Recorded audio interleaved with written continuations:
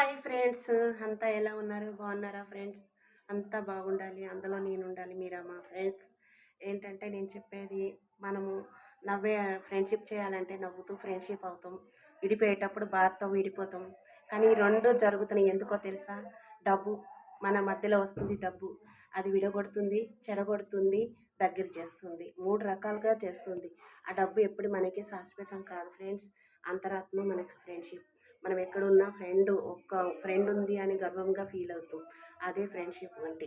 అందుకే నేనేమంటున్నా, అందరం హ్యాపీగా ఉందాం. ఉన్న 4 రోజుల కోసం మనం కొట్లాటలు ఎందుకు, గొడవలు ఎందుకు?